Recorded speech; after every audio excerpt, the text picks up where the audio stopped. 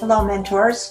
Welcome to our podcast series, Mentorships in Education, brought to you by Just Education at justeducationfirst.com. I am your host, Judith Epstein. I am very excited about the wide range of experts who have volunteered to give up their time and expertise. They will share their innovative ideas, their exciting perspectives, their rich resources, and their research with us. Please continue to delve into these topics on their websites and with your legal counsel, healthcare provider, and education professional.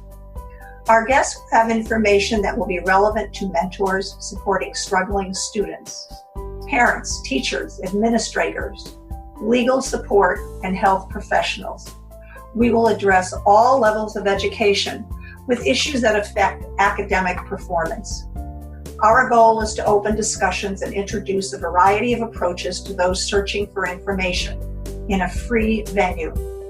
So mentors, let me introduce our guest for today. Hello everybody.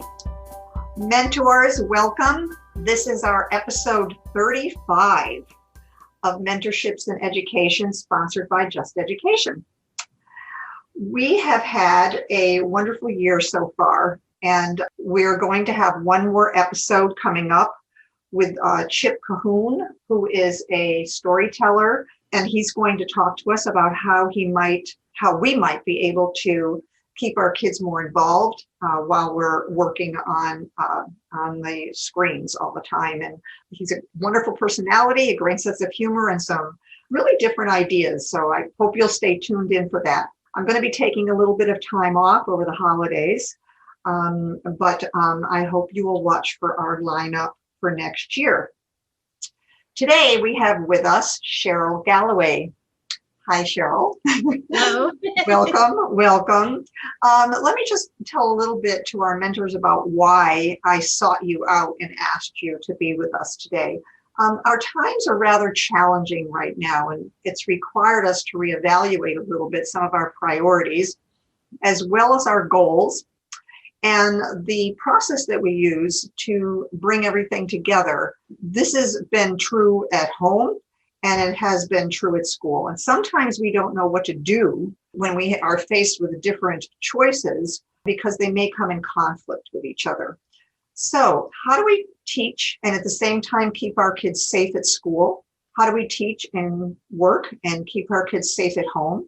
COVID has added a layer to this process. Our guest today will help us sort out some of this and give us some tips on making decisions that we've been faced with, primarily out of the house, primarily at school. But this is her background. I want to add that while Cheryl has had a very hard-fought successes in her career, she didn't start out that way. I'm going to ask her to share with us some of her own challenges, academic challenges, and her struggle to find direction, and her wonderful mind that I will ask her a little bit more about how it developed a little later on. And perhaps it's something you can kind of write and put up in your house somewhere, because I think it's a great thing for kids to remember. Cheryl has more than 10 years of experience in school administration, focusing on the core areas of school safety, crisis response, community and government relations, and facilities that use for sustainability. Prior to joining Facilitron, which is the company that she's working with now, and I just want to put a little bit of a plug in here that Facilitron is working with quite a few schools around the country. They give some direction, much of it free, to schools on how they can keep their facilities safe. And she's going to talk a little bit about that now. She began a career in education, teaching 8th grade English before serving as the energy education specialist, the emergency operations center director, and a safety and security coordinator for the Gilroy School District.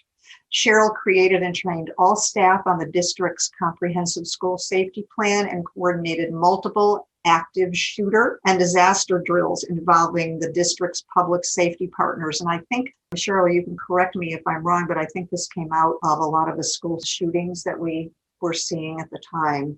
As coordinator of the Gilroy Community Program, she streamlined their safety measures.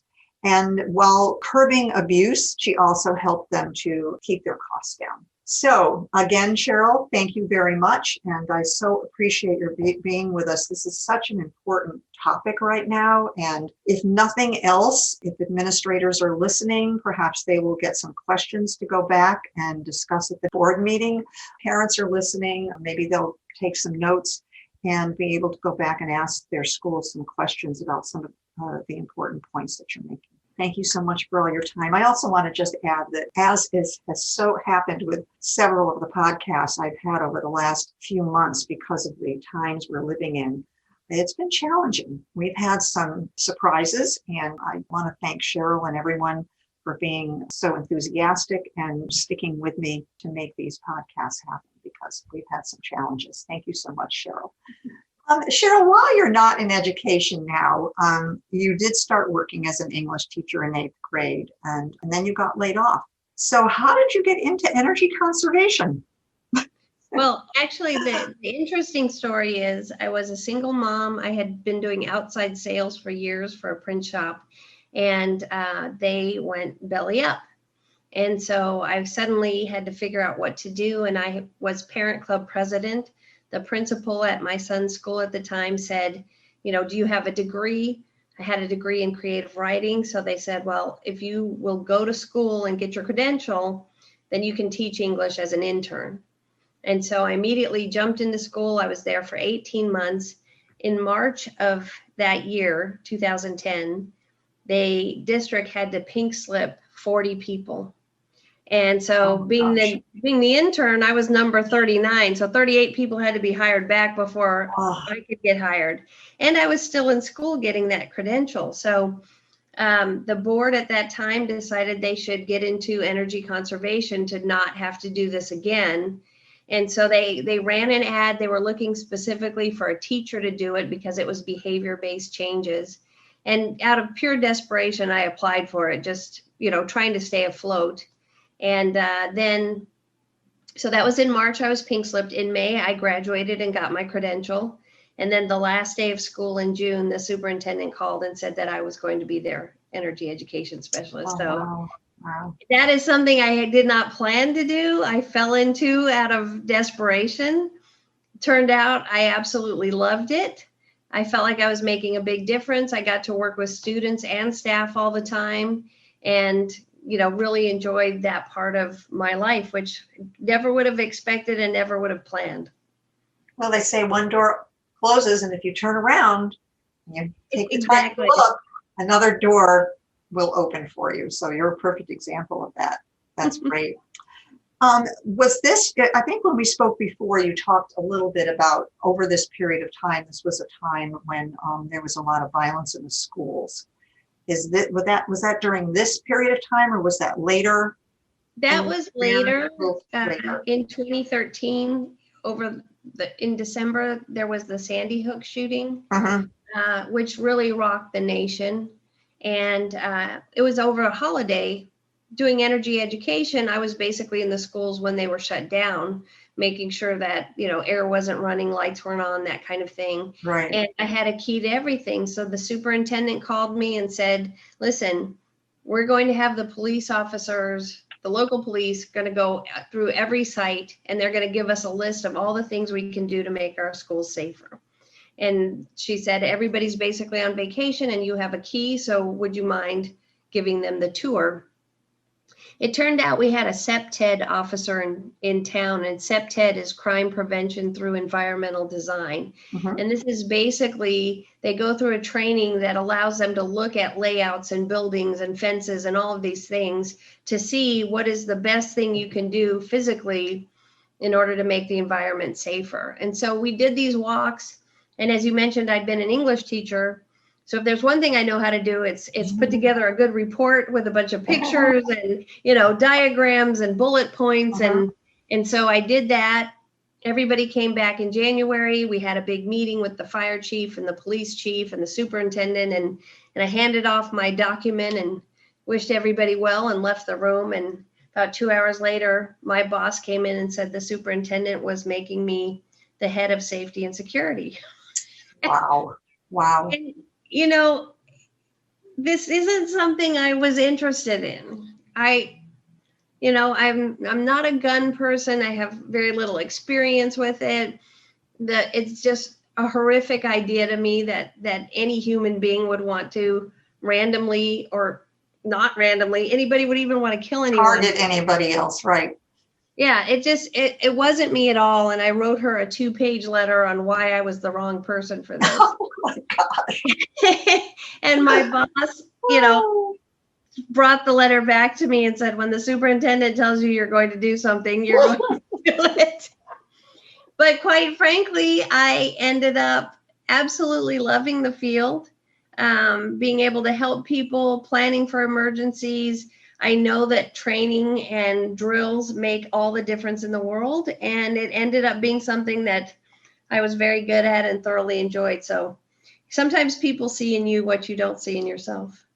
I do want to get back to this, but first of all, I want to connect this journey of yours, and which we've kind of are talking about in the middle, but I want to go back to the beginning of it, because when you first started your journey in education, your career, the information you needed for your development of your career, getting a good education or seeing yourself as a successful person or as a scholar, we'll say, was not something that the way you described yourself to me when we were talking. Right. So talk a little bit about your struggles, because I think it might resonate a little bit with some of the parents who are listening. They may realize that sometimes we need to find our own way. Mm-hmm. And that's certainly what you have done. Both of my parents are professional musicians and university professors. And so immediately discovering at by age 6 that I had zero musical talent and no ear for it at all, I just kind of got in my head that wasn't who I could be. I was not going to be smart. I wasn't going to be talented. I just really did not see myself in any of those areas. And did you define, I'm sorry to interrupt you, but did you define yourself as, because you weren't going to be smart or talented in music, you could be smart and talented as something else? Or was it, I'm not going to be smart and talented, period, because I can't do music? It was pretty much, I was not going to be talented because I couldn't do music, or I couldn't sing. I wasn't good at gymnastics. I couldn't find that one thing that I was good at. Okay. And then my parents, the people that they brought over to our house or had dinner parties with, they would speak multiple languages, and they were these university professors. And I just felt like I was never going to be that person or get there either. So I kind of felt like I needed a purpose, I needed a place. And so in my family, I became the caretaker. I took care of my younger brother when my dad would travel for, he'd, do a semester abroad or something, then I would be helping my mom. And so I kind of became this caretaker personality. And that's kind of where I found my niche. Academically, what was your theory of A's that you described to me? Well, my parents got divorced when I was 13, so I was in middle school.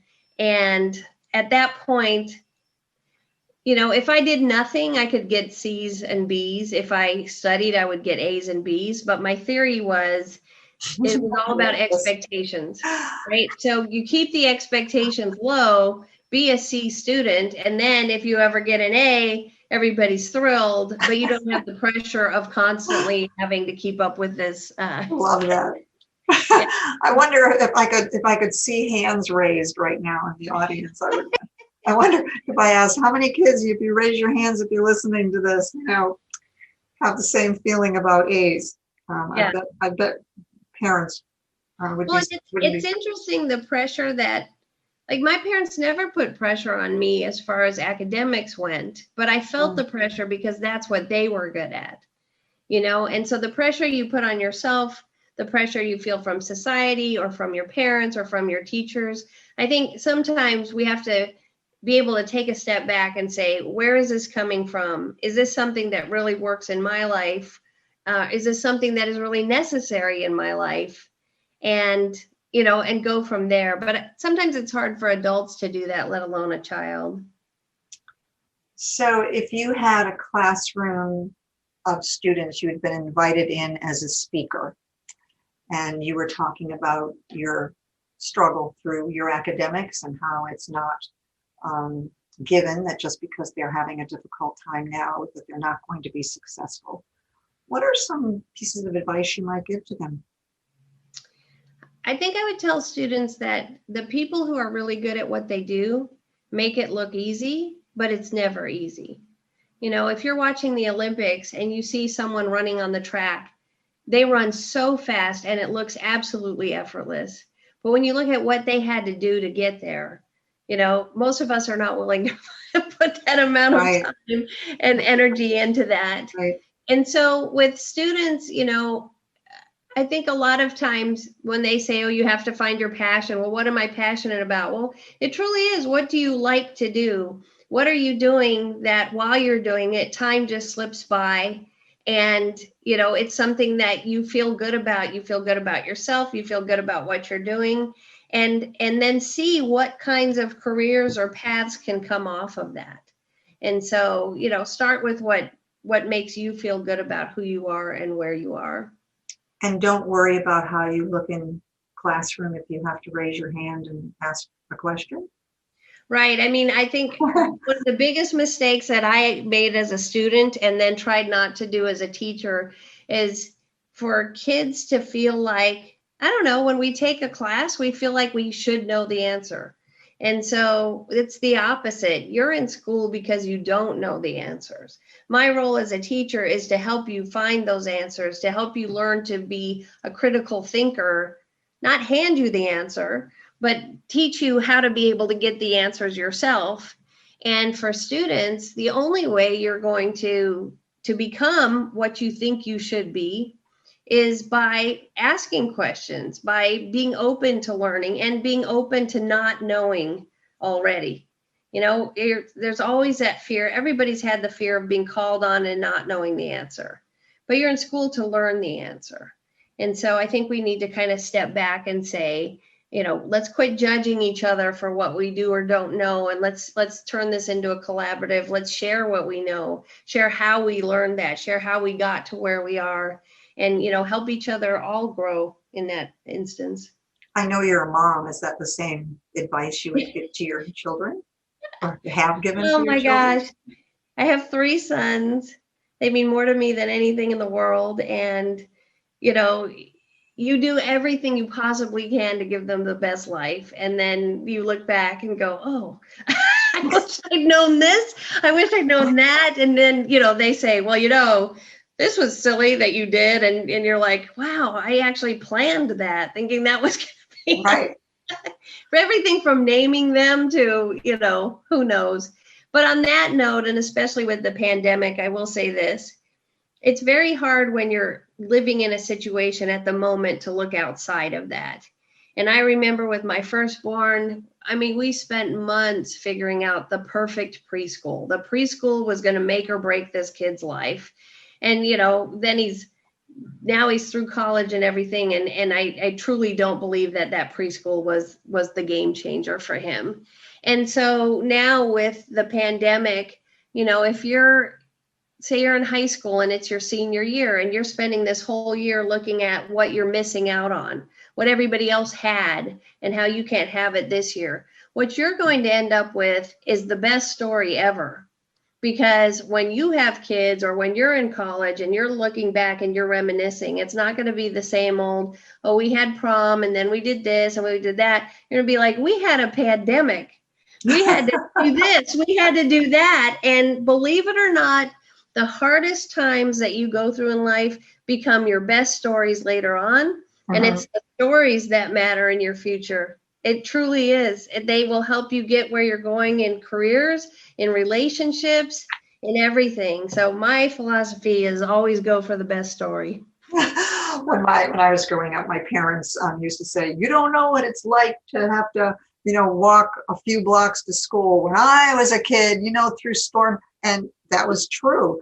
But now my children and grandchildren are going to be able to go down, for the next generations and be able to say, you think you had it bad? You know, you We don't. couldn't get toilet paper Right, for we 3 couldn't. months. Right.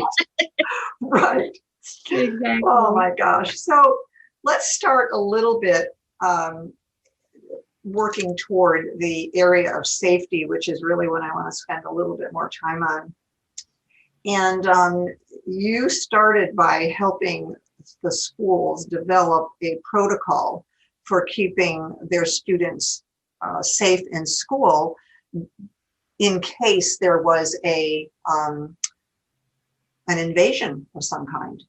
And so Yeah, I was in Santa Clara County, and the county chiefs would meet every month, and they came up with the protocol that they wanted the entire county to use in schools. okay. And they called it Run, Hide, Defend. And so then once they came up with the protocol, they came to my district and they said, we want to make a video about this, that all the schools in the county can be trained using the same video. And so that's where I got involved. I helped them get student actors and teachers, and I'm in the video. So a bunch of kids, and we basically acted out the whole scenario with police and sheriffs from all over the county, and then as well as firemen. And we basically, it's a training video on what you would do. And then off of that came mandatory drills and things that we did. And one of the things that I'm a big proponent of is schools and cities have to work together. Your first responders, if you have police and fire in your city that are doing drills, you need to have them drilling in your schools. So if something happens, they know the layout of the school. You know, they know where everything is. They know the areas that they can get in. They know where they can get out. And so That's a good point. Well, and it's a community thing. It builds those relationships, and if a school district is in trouble, you want your police and fire to be right there for you, and vice versa. When cities have problems, it's the schools they go to for Red Cross shelters, for points of dispensing, for all these different things. So they already have the kind of collaborative relationship there, and it's just a matter of bringing the people in on the plans that are already in place. Is the training video Run, Hide, Defend? It's on YouTube. I was going to say, is that available to anyone who wants to access it? Is it? It's on YouTube. And what we did in the district is for K through 5 or TK through 5, we would show it to teachers only. We do the training with the teachers, and then the teachers would do a basic drill where everybody practices hiding. I tell people, they're like, well, why don't you practice the run and defend? And the reality is, if you have a classroom full of 30 kids, you can be a substitute teacher. And I very confidently can say, as a sub, I could make 30 kids run.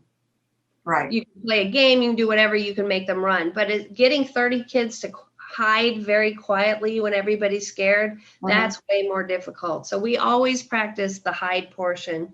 For elementary school, I tell the teachers, the best thing you can do with these kids is not talk about they're bad people who want to kill you. I mean, we don't need to go down that path at all. For elementary school age, you basically play games with them. You play follow the leader. You get them used to your voice and giving directions, and them physically taking action as a response. And that's how you train elementary school kids. For the middle school, we actually showed them the video. We talked to them about see something, say something, do something, and how really their action can save, all their friends and can get everybody working together. And then at the high school level, we actually talked about, if you did have to defend, what were the things that you could do? And so we just ratcheted it up each year. But if you look psychologically, kids, if you tell a 7-year-old, if there's an active shooter, you're going to go stand under that clock. The shooter could be under the clock and the 7-year-old will still go there. They're not psychologically ready or mentally ready to make that definite, So they have to be able to follow the teacher's direction. That is basically follow the leader. And Simon Says, and all of those games that you play, that's the best way to keep them safe. And, it's hard for teachers to go, I'm totally responsible for this class, But if there's an active shooter, I'm just supposed to let them go. And the reality is the older ones with fight or flight, they will just go. They'll jump the fence, they'll do all these things. But so then you just have to have your reunification plans in place. So it isn't just enough to have these drills within the school. It's important to have the fire department, the police department, other rescue services in the community part of your plan. It's not just a plan within your school, but it's an integrated plan within the community. Is that what you're saying? Oh, absolutely. And I mean, think about this. If you have a child and you hear on social media that there's been a shooting at your child's school, where are you going to go? Your immediate reaction is to go get your kid. And that's the worst thing you can do. All you parents out there, this is the hardest thing, but also the worst thing. If you go to the school, you are basically blocking the roads and preventing the first responders from getting there to do what they need to do.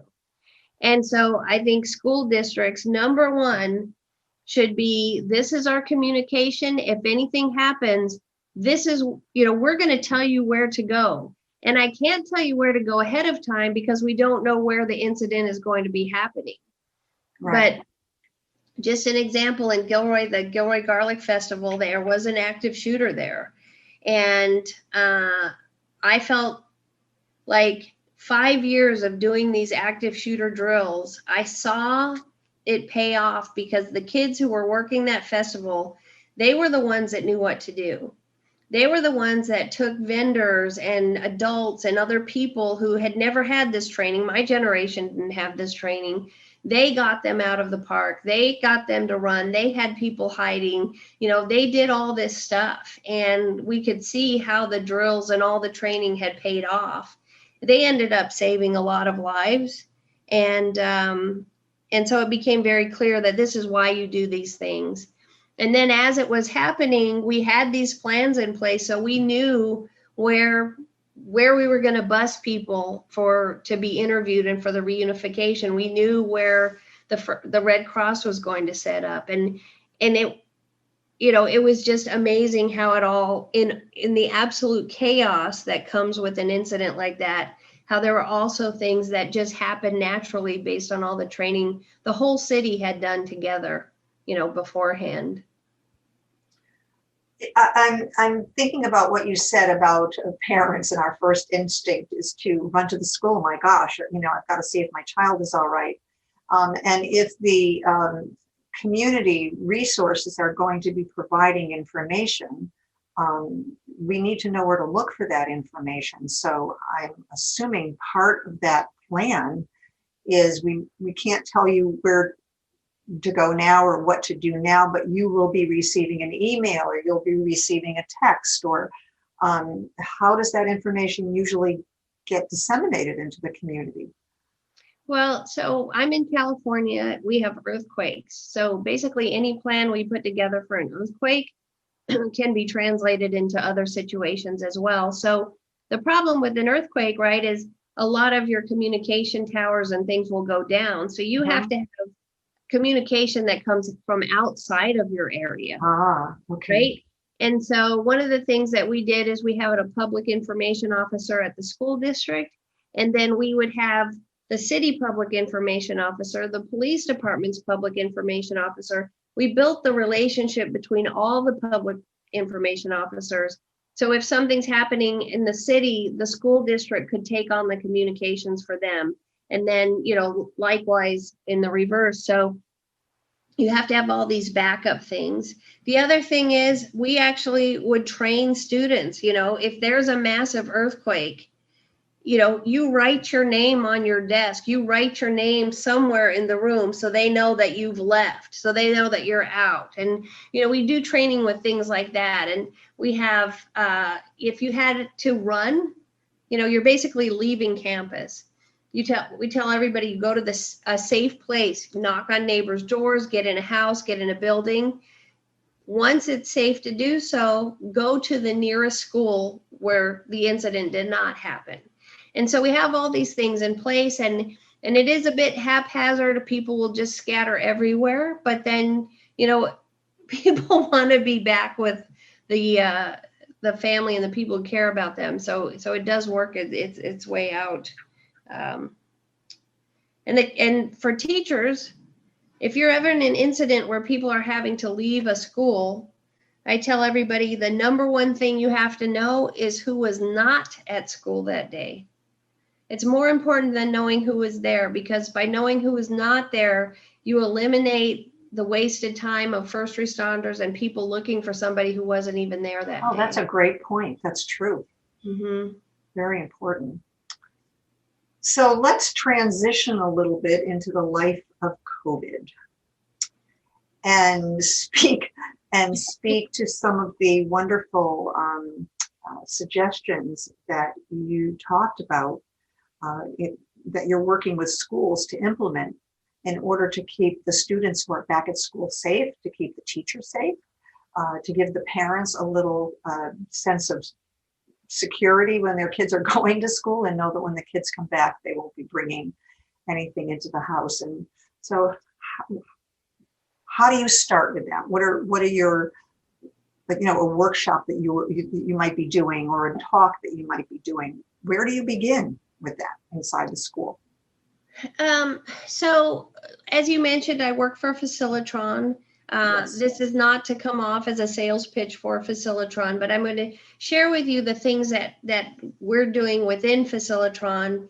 And whether you're with Facilitron or a different platform, no matter what, pandemic or otherwise, I believe these things have to be in place in a school district. So you have your comprehensive school safety plan, you have your plans in place, you have your mandatory drills, you have all that in place. But at all times, you should know what is happening in your buildings and on your grounds and who is on your campus. Now, initially, when we started having active shooters and all these things happening across the country, police departments were recommending that everybody have a single point of entry. And so a lot of schools have put up fences, and you go in one place in the morning. Once the school locks down, if you're a visitor, you have to go through the main office, you have to sign in, you have to do all of these things. And it's so that they know who's going on and off campus, and it's basically that single point where everybody comes in. Well, now that we've had a pandemic, it's even more important that you know who is in your buildings and on your grounds, who they were around, what times they were there, and all of those things. Right. So in order to, first of all, safely get your staff back, you have to be able to set up a system where anytime somebody's coming on and off campus, they have a timestamp check-in and check-out that shows where they are on campus and shows who they are in contact with, who they have crossed paths with, per se. And so you have to be able to do that. You have to be able to know that your COVID protocols are in place, that COVID cleaning, sanitation, and disinfecting is happening everywhere that people have been that day. You have to be able to know that the air is running, that you have fresh air moving in and out of the classrooms or the buildings at all times. And you have to know, again, when the events are, who the people are, and you have to be able to go backwards to contact them. And so I'll just give you an example. We had a school district who got a call from the public health department that basically said someone tested positive. The test site contacted public health. Public health interviewed that person and said, where have you been in the last 4 days? This person said in their comments, they had gone to this elementary school and picked up a Chromebook. And so the public health department called the school district, did not even tell them who the person was, but basically said on Thursday at this elementary school, there was a person who tested positive in your site. Do you have any information that you can share with public health for our contact tracing? Well, through Facilitron, we have a basic, you scan a QR code, you check in, you check out. It's touchless, so you're not sharing pens and all of this. And then the district has access to a sheet that shows the name, the email address, the phone number, and the times that someone is on their site. So this district was able to go in, pull that sheet of names, hand it off to public health, and within 24 hours, public health came back and said, we're not shutting you down. We were able to contact the people who may have had an exposure, And so the school was able to continue operating. And so if you're a school district, I would say you need a check-in, check-out process where you have that information, that it's easily accessible. You don't want to have a coach out there with a team. He's making notes on a piece of paper for the day. 2 weeks later, you're having, one of the refs came back testing positive, and you have to find out who was there 8 days ago. You don't want them flipping through papers and all this stuff. We are in such a place with technology that you can have everything in one place in one system. And again, Facilitron, this attendee management feature, Facilitron has offered this for free to any school district in the country for a single point of entry, because we believe that this is going to help schools get open and stay open. That's great. We're going to provide that information if people want to pursue that with you and look into that service that you provide. We'll have a link for that so that they can get in touch with you. I would say if you're worried about your child going back to school, then you have to agree. Society, first of all, has to change the idea that perfect attendance is a good thing. Because for years we've given awards for perfect attendance, and there are people who, that becomes the most important thing. But we've had a pandemic now. So if your child is showing any symptoms at all, do not send that child to school. If you are a staff person and you are not feeling well, we are not going to risk this. And so do those health screenings at home. The attendee management I was talking about has an actual health screening in it. And so some districts are having parents and kids do that at home or staff before they even come on campus. Others are having it happen on campus. But we have to be honest about not feeling well. We have to be honest about needing to take the day off or what have you. And we have to not be judgmental or critical if somebody needs to take that time, because it's really for the good of everybody. And that's students and teachers. We need to keep track of teachers and where they're going, just the same as we need to keep track of students and where they're going. Exactly.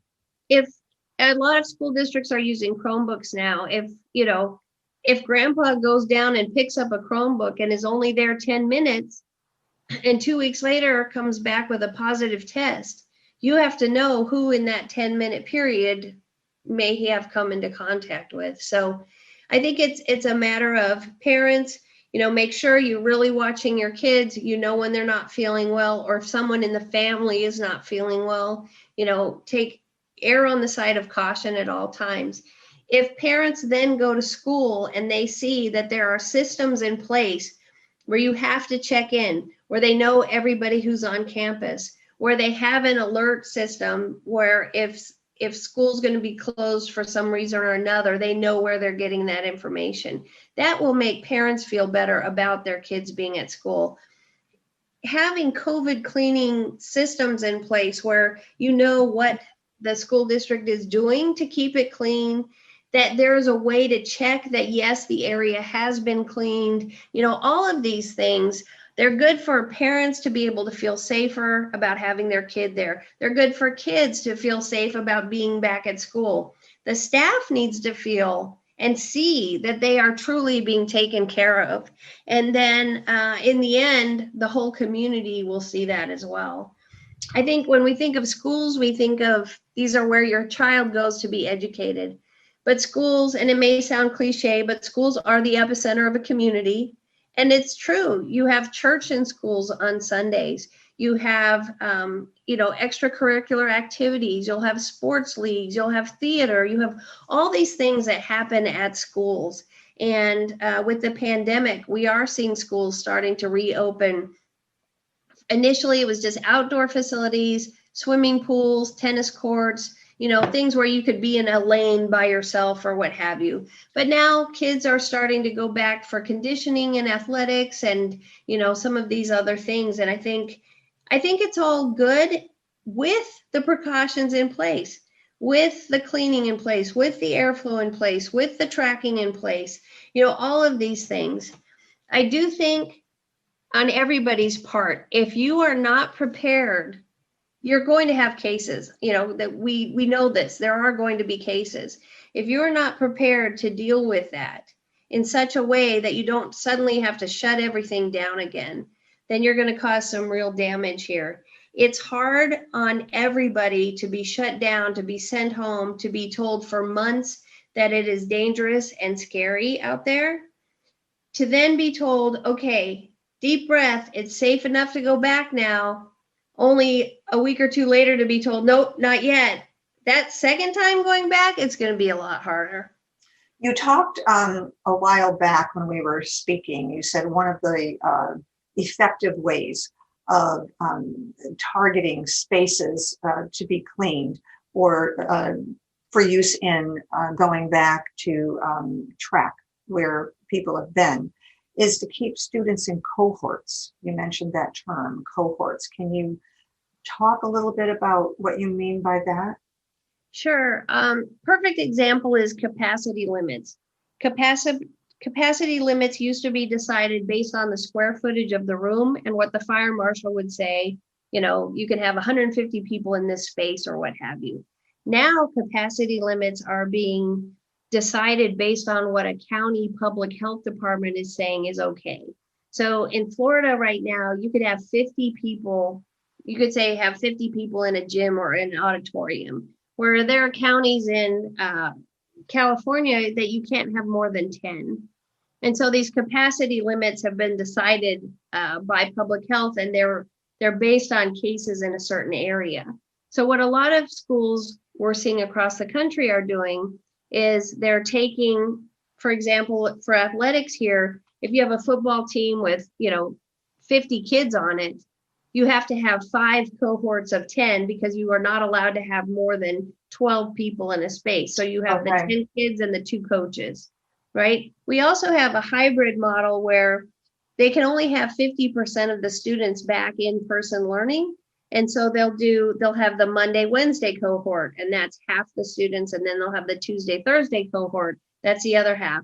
And then Fridays is everybody's on Zoom or WebEx or whatever it is they're using. Yeah, we call that the hybrid model here. We have, maybe first, second, and third grade going on Monday and Tuesday, and then cleaning is on Wednesday, and the upper grades go on in the elementary school on Thursday and Friday. If you were to list some, we call it reflective questioning in the classroom to get some people thinking about what they might need to do in order to incorporate some of your suggestions, what are some of the questions that you would ask if you were evaluating, speaking to someone directly? What kind of questions would you ask them to help them to think about what it is that they may need to change in order to make their environment safer? Well, the first thing I would do is I would tell them to analyze what their current guidelines are. What are the capacity limits? Are people only doing external learning, distance learning? Are they having people come on campus? Get a real idea of that. I think the image that people have had all over the summer is that March 13th, all the kids went home and nobody was on campus anymore. But you have teachers teaching from their classrooms. So you need to know who's actually coming on campus, what the protocol actually is for this stage of the virus in your district, and then know what the next one is.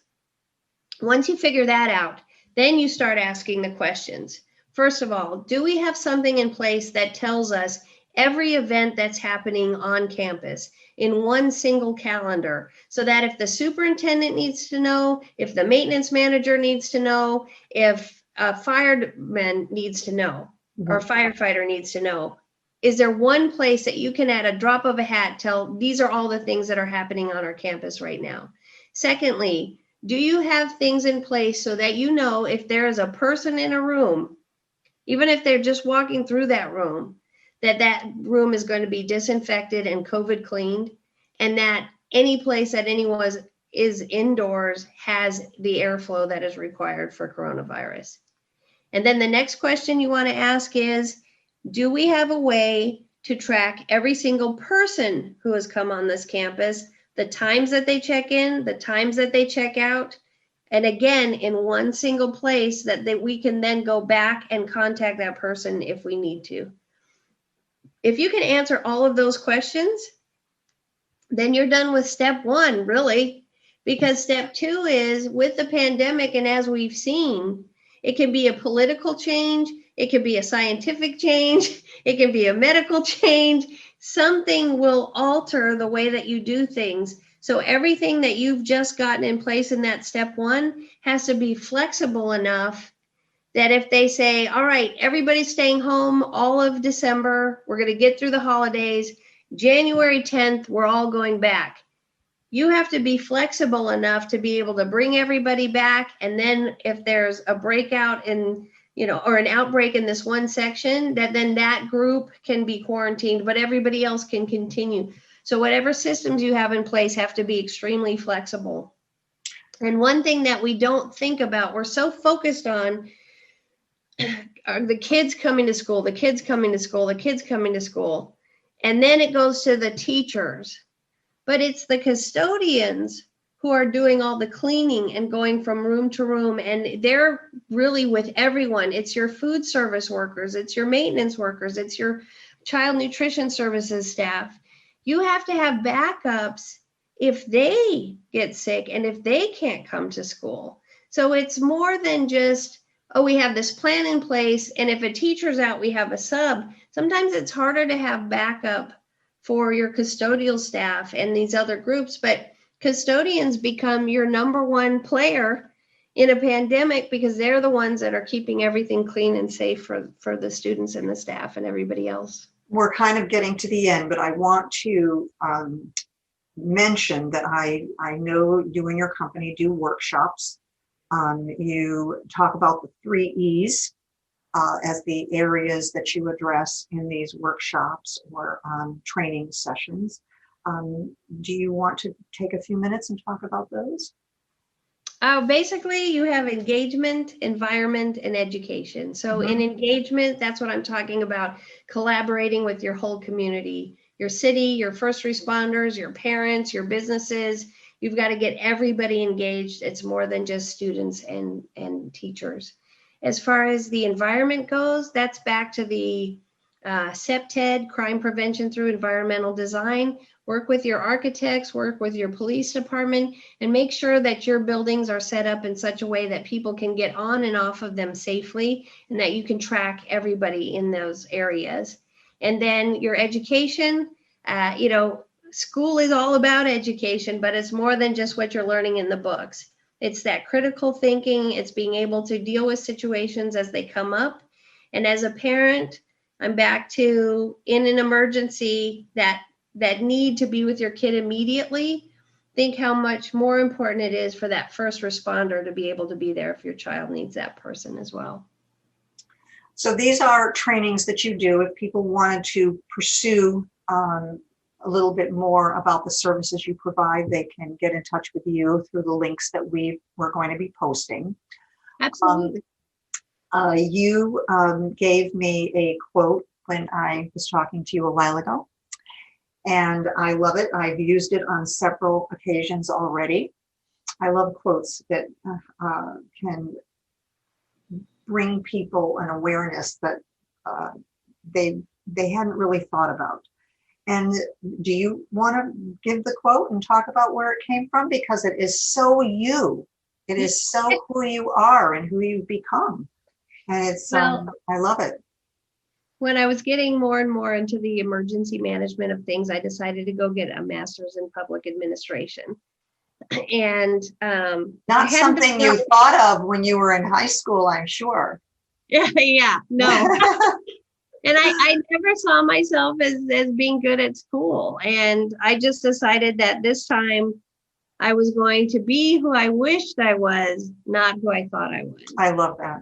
Yeah. And it worked out. I was top of the class. I got the degree and really enjoyed it. And I think the most confident I have ever been was the day that I graduated from that program, because I really was who I wanted to be and not what I thought everybody else That's such a beautiful ending to a great story. And actually not an ending. It's wonderful and I love it. And your enthusiasm obviously is one of the things that I wanted everyone to hear because it's a great story.